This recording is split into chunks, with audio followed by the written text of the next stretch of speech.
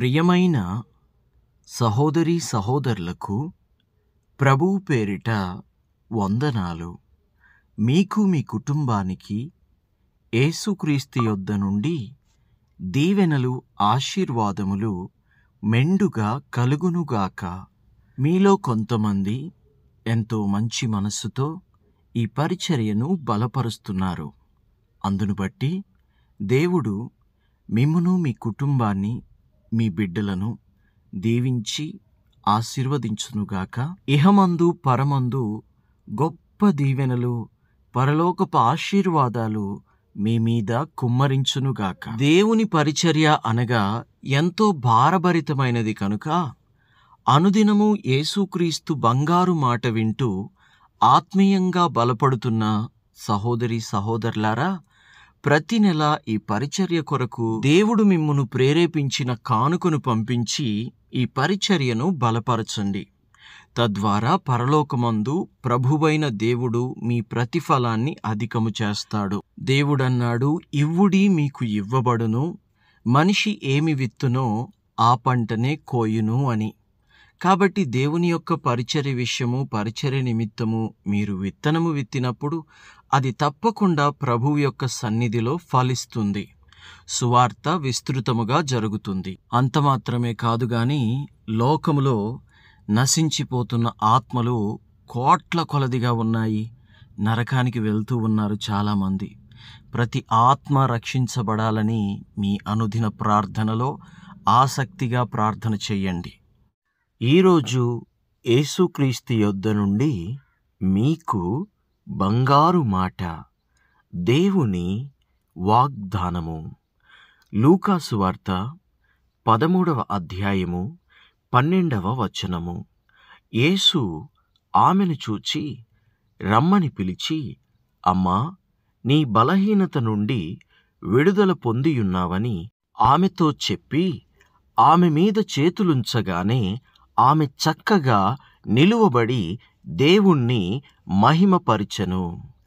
And when Jesus saw her, he called her to him and said unto her, Woman, thou art loosed from thine infirmity.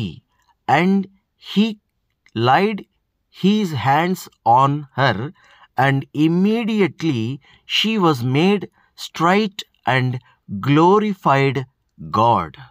ఆమె దేవుణ్ణి మహిమపరిచింది. ఎందుకనగా ప్రభు అయిన యేసుక్రీస్తు ఆమె మీద చేతులు ఉంచాడు. దేవునికి మహిమ కలుగునుగాక. ఆమె బలహీనత 18 సంవత్సరముల బలహీనత. నడుము వంగిపోయిన స్థితిలో ఆవిడ ఉన్నది. ఆవిడ ఎవరో కాదు, ఆవిడను ఒక అబ్రహాము కుమార్తె. అయినప్పటికీ ఆమె నడుము వంగిపోయి ఉన్నది. విశ్వాస సంబంధురాలే అయినను ఆమె నడుము వంగిపోయి ఉన్నది. 18 సంవత్సరముల నుండి అలా ఉన్నది. మరి 18 సంవత్సరముల నుండి అలా ఉన్నప్పుడు ఆమె మందిరానికి వస్తూ ఉన్నది. 18 సంవత్సరముల నుండి ఏ ఒక్క దైవజనుడు కూడా ఆమెను బాగు చేయలేదు, స్వస్థపరచలేదు. కానీ ప్రభు అయిన యేసుక్రీస్తు ఒకరోజు అక్కడికి వెళ్ళి బోధ చేయుచూ ఉన్నప్పుడు ఆ అబ్రహాము కుమార్తె మందిరానికి వచ్చింది. ఆమె నడుము వంగిపోయి ఉండుట ప్రభువు చూచాడు.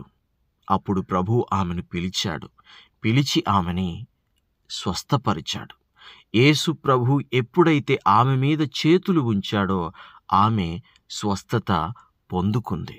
మరి 18 సంవత్సరముల నుండి మరి వారందరూ చూస్తున్నారు కానీ ఏ ఒక్కరైనా ఎందుకు స్వస్థపరచలేదు?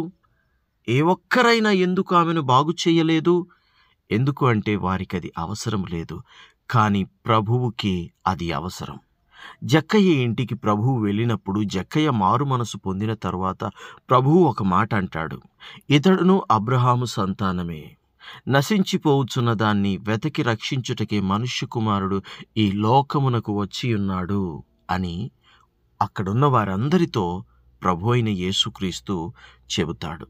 ఈరోజు నశించిపోవచ్చున్న ప్రజలు, నశించిపోవచ్చున్న జనము ఎంతోమంది ఉన్నారు.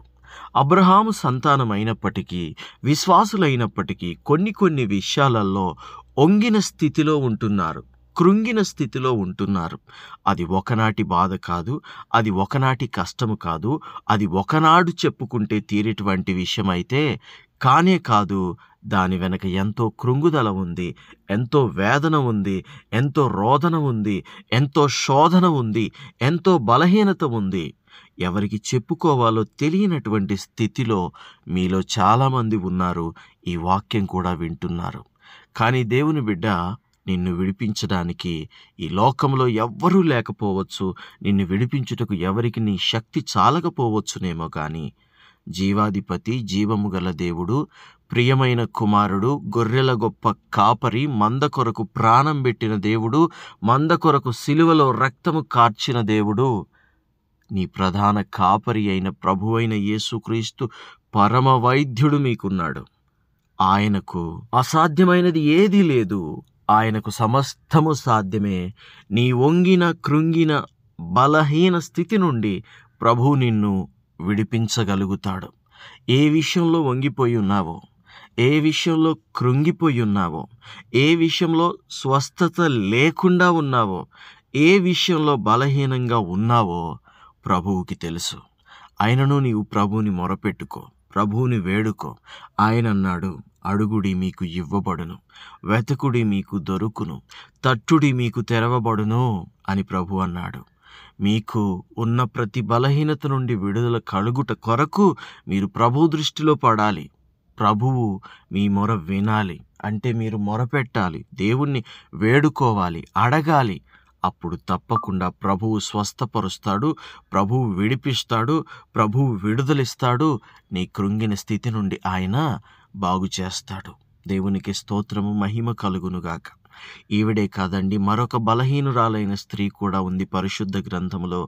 12 సంవత్సరముల నుండి రక్తస్రావముతో బాధపడుతున్న ఒక స్త్రీ. ఆవిడకు 12 సంవత్సరాల నుండి రక్తస్రావం జరుగుతోంది. మనిషికి బలమేమిటి? మనిషికి ప్రాణమేమిటి? రక్తమే. ఒంట్లో ఉన్న ఈ రక్తము తగ్గినా, ఒంట్లో ఉన్న ఈ రక్తము పోయినా మనిషి ప్రాణానికే ప్రమాదము. అది ఒకసారి 2 సార్లు జరిగితేనే మనిషికి ఎంతో ప్రమాదమైనప్పుడు ఆవిడకు 18 సంవత్సరముల నుండి ఆ రక్తస్రావము, రక్తధార పోతూనే ఉంది. అంటే ఆవిడ ఆరోగ్యంగా, మానసికంగా ఎంత కృంగిన స్థితికి వెళ్ళిపోయి ఉంటుంది. ఆవిడ ఎంత కృంగిపోయి ఉంటుంది, అనారోగ్యంగా ఎంత బలహీనురాలైపోయి ఉంటుంది. ఆవిడ ధనవంతురాలే, ఆవిడ ఆస్తిపరురాలే. విడుదల పొందుకోవాలని, స్వస్థత పొందుకోవాలని ఎన్నో ప్రయత్నాలు చేసింది. ఎందరినో వైద్యులను కలిసింది, ఎందరెందరితోనో వైద్యం చేయించుకుంది. కానీ ఏ ఒక్కరు కూడా ఆమెను స్వస్థపరచలేకపోయారు.